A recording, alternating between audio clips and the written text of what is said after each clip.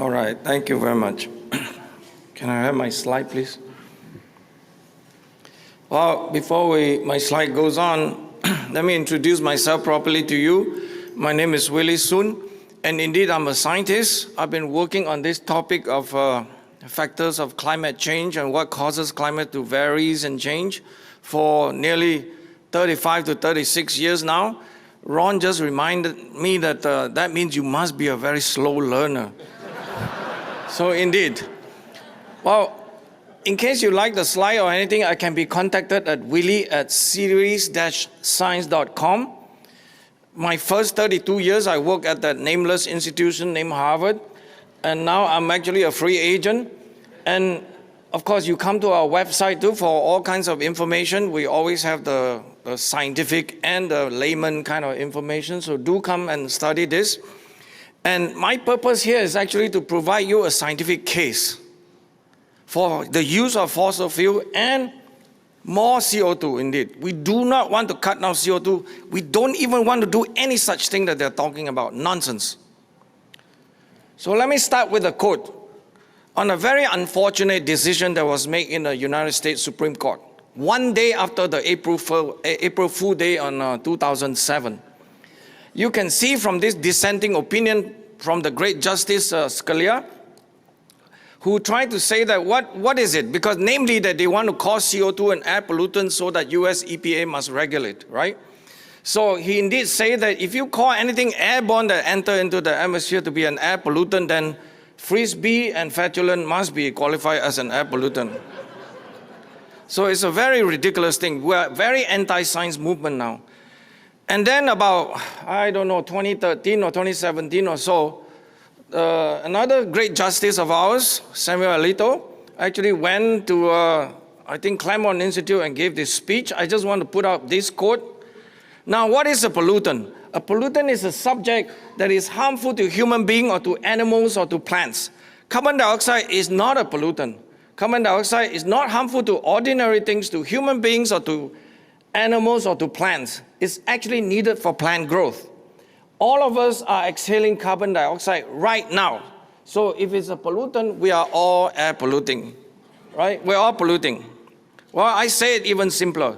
To cause CO2 and air pollutant is a corruption of the English language. Plants do not call it pollutant, they call it dinner, okay? So I'm sorry. So indeed, I think that the science perspective has to be, if it's not pursuing a truth, I think that's not worth living in some sense. So God has given this, purpose for us to pursue truth and nothing but the whole truth, right? So indeed, we got to keep going. It is an open secret. I'm very glad that Jonathan has given you a very good introduction on this fake energies. I wouldn't even call them renewable or green.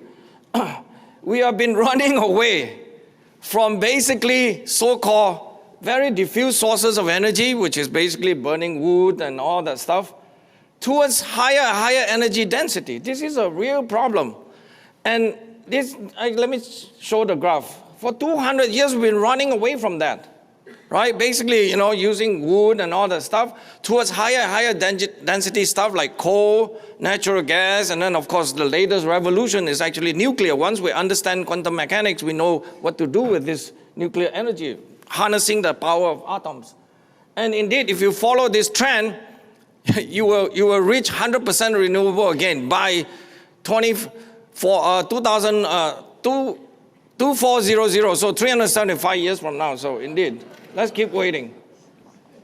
It is the dark ages. Maybe they prefer to use more whale oil. They want to kill more whale, right, for oil, for your soap. Or maybe we have another problem. Have any of you heard of the Great Horse Manure Crisis of 1894? This is a well-known problem. In New York, 1900, we have a population of 100,000 horses. They produce 2.5 million pounds of manure per day. I don't know, Al Gore should pick up that job. I'll give him a job. How about CO2 emission from all human activities? Let me give you a bit of preview, and in fact, it's surprising statistics and no one even talk about that much. Let's start with this graph. It's not, okay, it's showing. It's not supposed to show the second part, but anyway, this is a US CO2 emission from 1970 until now. I will stop about 2005 or 2008 or so. It's been going downwards since 2008. How many of you heard of this before? Right? I mean, this is really a serious statistic. So what are we supposed to do more about this? I mean, this is basically a problem, issue of basically we're going from using a lot of coals to basically natural gas, right? The natural gas revolution. In fact, the US EPA has noticed that for the last, from 2005, last 20 years or so, the US power plant emission has decreased by 38%. So maybe they want to propose that maybe we should think about not doing that anymore. You know, that's enough. So ridiculous, right? And you will see the reasoning is even stronger of why you must not do that. We must not keep trying to control ourselves and actually, slash our own throat for this no reason. There's another very important fact.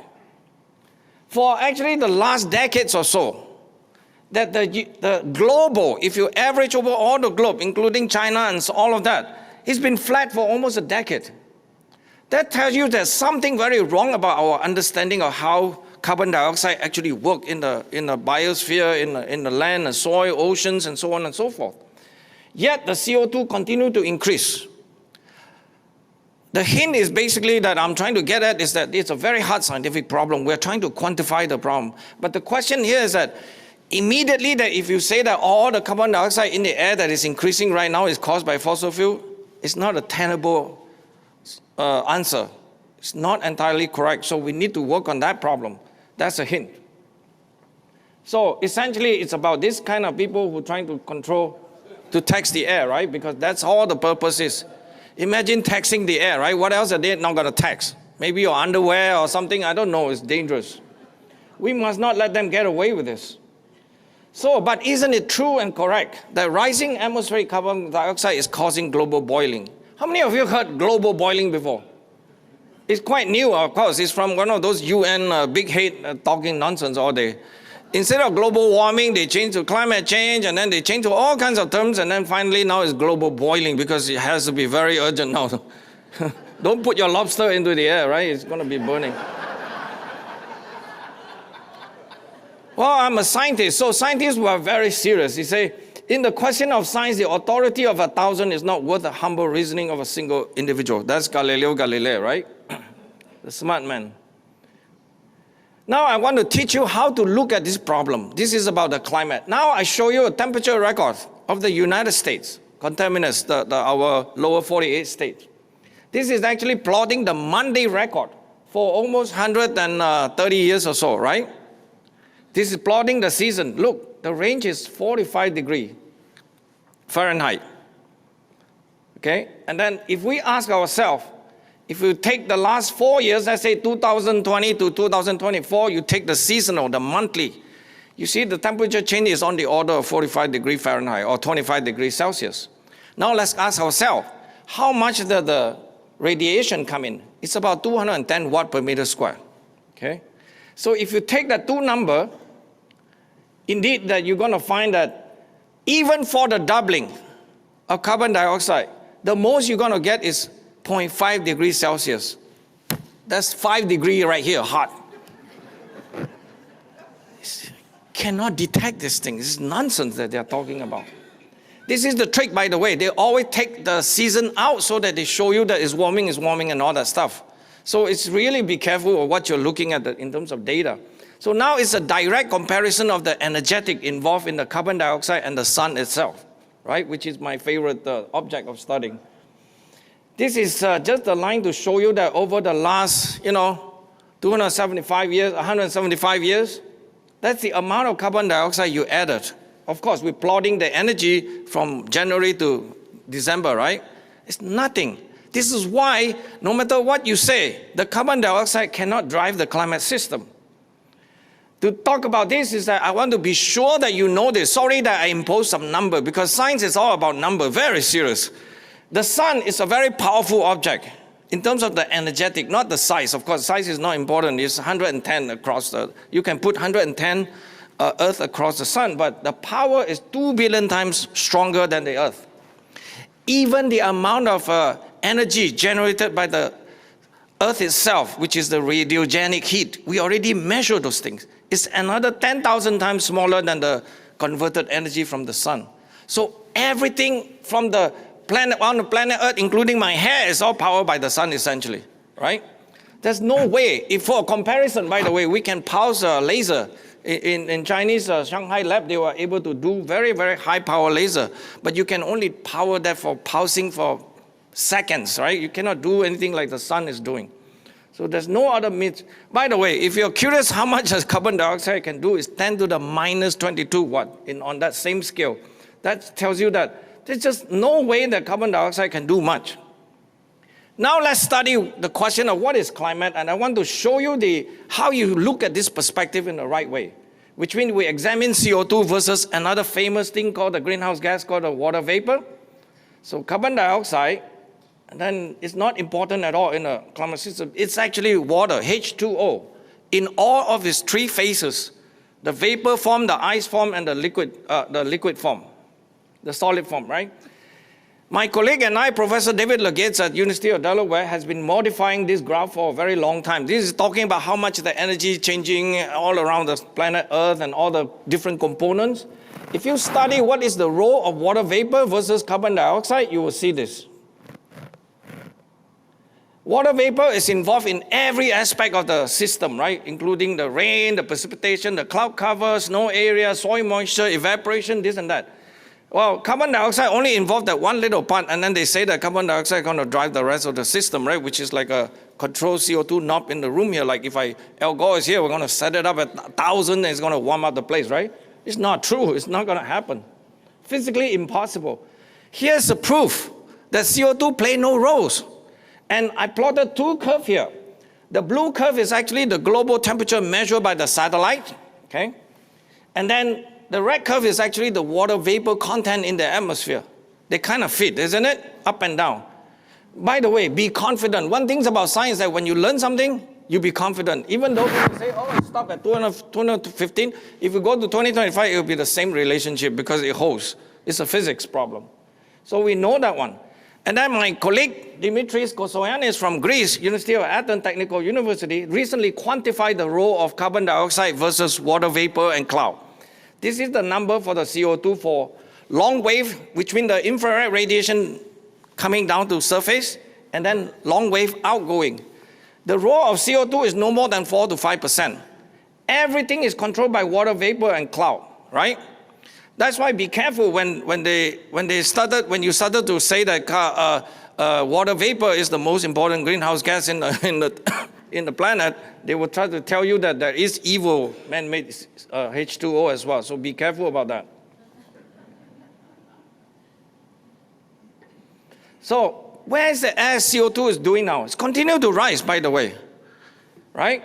And that's where the puzzle is. Then the question is, where is the greenhouse effect from CO2? Here's a study that appears in 2016 or so. And actually, this paper is like a fluke. They are not supposed to appear in the journal because accidentally these folks are writing in a very careful way so they're able to get this published. But most of us in the science area, we know about this fact. It's called the greenhouse effect taking a vacation from CO2, okay? Hiatus, right? But here's the actual data.